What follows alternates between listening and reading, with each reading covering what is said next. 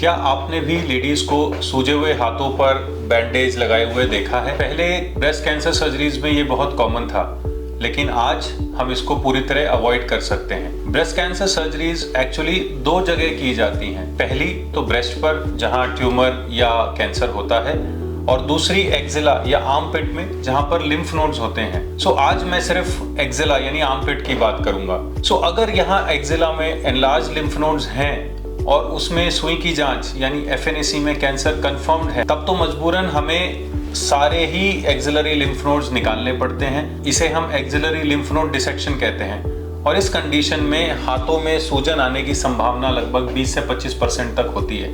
यानी हर 4 में से एक या 5 में से एक महिला जिसका ये सर्जरी की जा रही है, उसके हाथों में सूजन आती है। तो पहले तो यहाँ ये समझना जरूरी है कि ये सूजन आती क्यों है। हम सबको खून की नलियां, आर्टरी और वेन्स के बारे में तो मालूम है, लेकिन शरीर के हिस्सों का पानी ड्रेन करने के लिए जो नलियां होती हैं उसे हम लिम्फेटिक चैनल्स कहते हैं, और हाथों के लिम्फेटिक्स यहाँ आर्मपिट एक्जिला से होकर गुजरते हैं। तो इस एक्सिलरी लिम्फ नोड डिसेक्शन के दौरान ये सारे ही लिम्फेटिक चैनल्स काट दिए जाते हैं, और इस कारण से हाथ का पानी ड्रेन नहीं होता, यहाँ इकट्ठा होता है, और उस सूजन को हम लिम्फेडिमा कहते हैं। लिम्फेडिमा को बचाने के लिए ही हम एक्सिलरी लिम्फ नोड डिसेक्शन के साथ एक प्रोसीजर कर सकते हैं जिसको बोलते हैं लिम्फोवीनस एनास्टमोसिस। तो यदि हम axillary lymph node dissection plan कर रहे हैं और हम लिम्फेडिमा से बचना चाहते हैं, तो लिम्फोवीनस एनास्टमोसिस के बारे में जानना जरूरी है। तो इसमें हम क्या करते हैं कि एक्सिलरी लिम्फ नोड डिसेक्शन के बाद यहाँ एल्बो के पास एक ब्लू डाई इंजेक्ट करते हैं, और उस ब्लू डाई को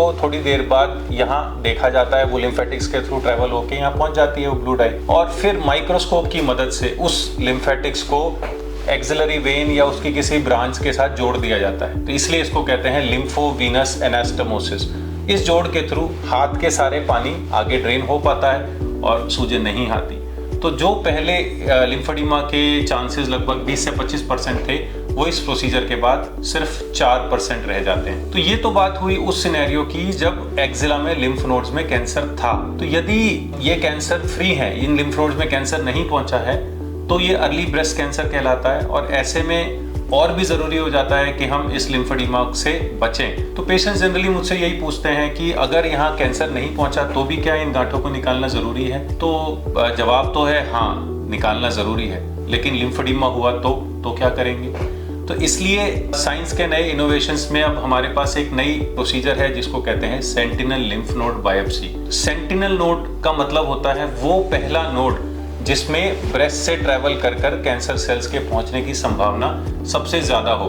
तो अगर हम किसी तरह सेंटिनल नोड को आइडेंटिफाई कर पाएं और टेस्ट करके ये पता लगा लें कि उसमें कैंसर पहुंचा है या नहीं, तो हम ये भी डिसीजन ले पाएंगे कि बाकी गांठों को निकालना है, लिम्फ नोड डिसेक्शन करना है या नहीं। सो सेंटिनल लिम्फ नोड बायोप्सी में हम पेशेंट को सबसे पहले ऑपरेशन से पहले न्यूक्लियर मेडिसिन डिपार्टमेंट में भेजकर एक sulphur colloid radioactive dye cancer के चारों तरफ इंजेक्ट करवाते हैं, और उसके बाद ऑपरेशन टेबल पर ऑपरेशन शुरू करने से पहले वहीं चारों तरफ थोड़ा सा ब्लू डाई, मिथिलीन ब्लू भी इंजेक्ट करते हैं, और थोड़ी देर के बाद बगल में एक छोटा सा चीरा लगाकर उस लिम्फ नोड को ढूंढते हैं जिसमें या तो वो सल्फर कोलॉइड डाई पहुंची हो, उस केस में उसे हम हॉट नोड कहते हैं, या वो ब्लू डाई पहुंची हो तो हम उसे ब्लू नोड कहते हैं। तो ब्लू नोड तो आसानी से दिख जाता है, हम आंखों से देख सकते हैं कि उसमें डाई पहुंची है या नहीं। सल्फर कोलॉइड डाई पहुंची है या नहीं, ये देखने के लिए एक मशीन आती है गामा कैमरा, जिसमें अल्ट्रासाउंड की तरह एक छोटा सा प्रोब होता है जो यहाँ लगाते हैं तो मशीन में सिग्नल आ जाते हैं और हमें पता चलता है कि हाँ, इस नोड में वो डाई पहुंची हुई है, ये हॉट नोड है। सो कोई भी हॉट या ब्लू नोड को सेंटिनल नोड कहा जाता है। आमतौर पर ऐसे 1, 2 या 3 लिम्फ नोड मिलते हैं बगल में, तो हम उन नोड्स को निकालकर इमीडिएटली पैथोलॉजी लैब में भेजते हैं और एक टेस्ट करवाते हैं, फ्रोजन सेक्शन, जिसको आम भाषा में हम फास्ट या इमीडिएट बायोप्सी कह सकते हैं। उसकी रिपोर्ट हमें 20 मिनट में मिल जाती है कि भाई उस 1, 2 या 3 लिम्फ नोड में कैंसर सेल्स पहुंचे थे या नहीं। तो यदि वो नोड्स फ्री थे तो इस बात की संभावना बहुत कम है कि कैंसर सेल्स उस नोड्स को बाईपास करके डायरेक्टली आगे गए हों, तो इसलिए बाकी के लिम्फ नोड्स को निकालने की जरूरत नहीं पड़ती और हम एक्सिलरी लिम्फ नोड डिसेक्शन से बच सकते हैं। लिम्फेडिमा के chances sentinel node negative cases में भी 3 से 5% ही होते हैं। अगर मैं अपनी पूरी बात को समराइज करूं सिर्फ 2 लाइनों में, तो एडवांस्ड केसेस में, लिम्फ नोड पॉजिटिव केसेस में formal axillary lymph node dissection के बाद अगर हाथों हाथ लिम्फोवैस्कुलर एनास्टोमोसिस करें तब भी लिम्फेडिमा के चांसेस हम 3 से 5% की रेंज में ला सकते हैं, या अर्ली ब्रेस्ट कैंसर में जिसमें नोड्स नेगेटिव हैं हम फॉर्मल लिम्फ नोड डिसेक्शन किए बिना ये पता लगा सकते हैं कि भाई बीमारी यहाँ तक पहुंची है या नहीं। दोनों ही केसेस में लिम्फेडिमा के चांसेस 3 से 5% है। तो आगे हमारी क्वालिटी ऑफ लाइफ हम मेंटेन कर सकते हैं, हाथ की सूजन से बचा जा सकता है। फिर भी इस संबंध में और जानकारी लेने के लिए अपने कैंसर स्पेशलिस्ट से मिलें, और मेरा यही संदेश है कि ब्रेस्ट की गांठों को इग्नोर ना करें, ज़रूर अपने स्पेशलिस्ट को दिखाएं, और अगर ऑपरेशन की ज़रूरत है तो उनसे इन दोनों तकनीकों के लिम्फोवैस्कुलर एनास्टोमोसिस और सेंटिनल लिम्फ नोड बायोप्सी के बारे में डिस्कस ज़रूर करें। धन्यवाद।